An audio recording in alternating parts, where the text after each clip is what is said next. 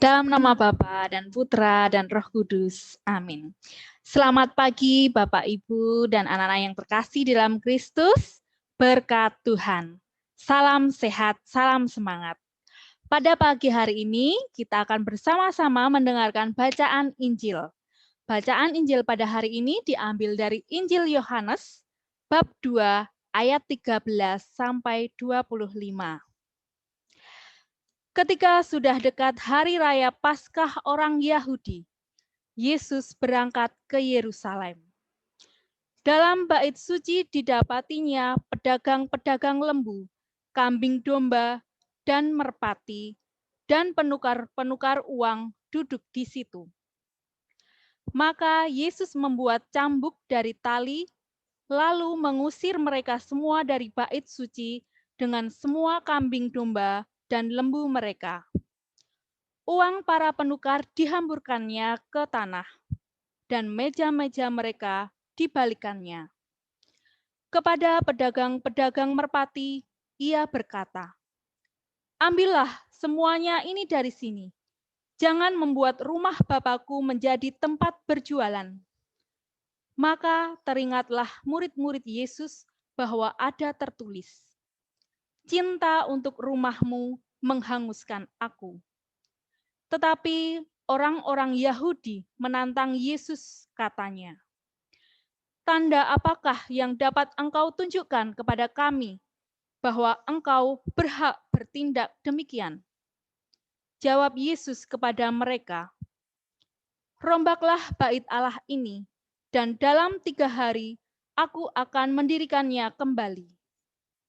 Lalu kata orang Yahudi kepadanya, 46 tahun orang mendirikan bait Allah ini, dan engkau dapat membangunnya dalam 3 hari. Tetapi yang dimaksudkan Yesus dengan bait Allah ialah tubuhnya sendiri. Sesudah Yesus bangkit dari antara orang mati, barulah teringat oleh murid-muridnya bahwa hal itu telah dikatakannya. Maka percayalah mereka akan kitab suci dan akan perkataan yang telah diucapkan Yesus. Demikianlah Injil Tuhan. Terpujilah Kristus. Bapak, Ibu, dan anak-anak yang terkasih di dalam Kristus, pada hari ini kita dapat merenungkan bersama. Dari bacaan pertama, Allah menghendaki kita bahwa Allah merupakan yang paling utama. Kita harus menomorsatukan Allah. Kita diminta kembali untuk menaati perintah Allah. Perintah Allah nomor 1 sampai dengan 3 mengatur hubungan antara manusia dengan Allah. Sedangkan perintah Allah nomor 4 sampai 10 mengatur hubungan manusia dengan manusia. Nah, apa tujuan perintah Allah? Tujuan perintah Allah adalah mendekatkan kita kepada Allah, agar hubungan kita dengan Allah semakin baik. Hubungan kita dengan sesama kita juga akan lebih baik lagi. Bapak, Ibu, dan anak-anak yang terkasih di dalam Kristus, dalam bacaan yang kedua dari surat Rasul Paulus kepada umat di Korintus, mengatakan dan mengajak kita untuk melihat bahwa salib, di mana bagi orang Yahudi salib merupakan tanda kebodohan, tetapi bagi kita umat Kristiani salib merupakan tanda keselamatan dan juga kemenangan, karena Kristus telah mengalahkan kuasa maut. Mengapa bagi orang Yahudi salib itu merupakan tanda kebodohan?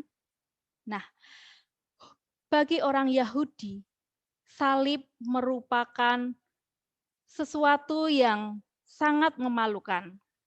Hukuman salib itu untuk mereka yang paling jahat, yang paling kejam.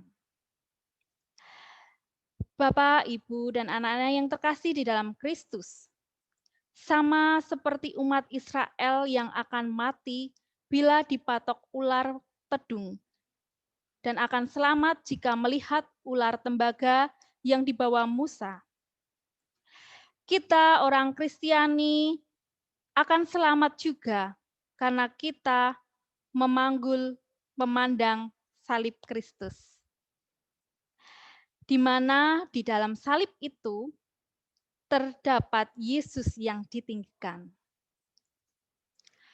Dalam bacaan Injil pada hari ini, Yesus menekankan persembahan yang baik adalah persembahan hati kita dan bukan persembahan yang berupa uang atau barang.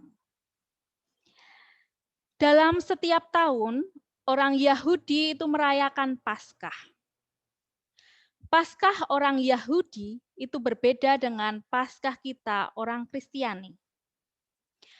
Dalam Paskah orang Yahudi merupakan peringatan pembebasan bangsa Israel dari penjajahan bangsa Mesir.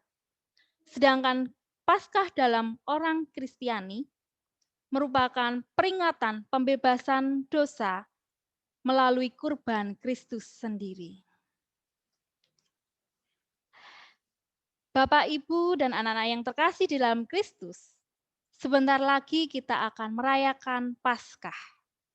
Marilah bersama-sama kita siapkan hati yang bersih untuk menyambut kebangkitan Tuhan.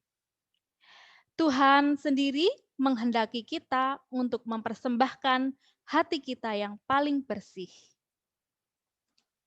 Demikianlah kita akan menjadi murid Kristus yang baik.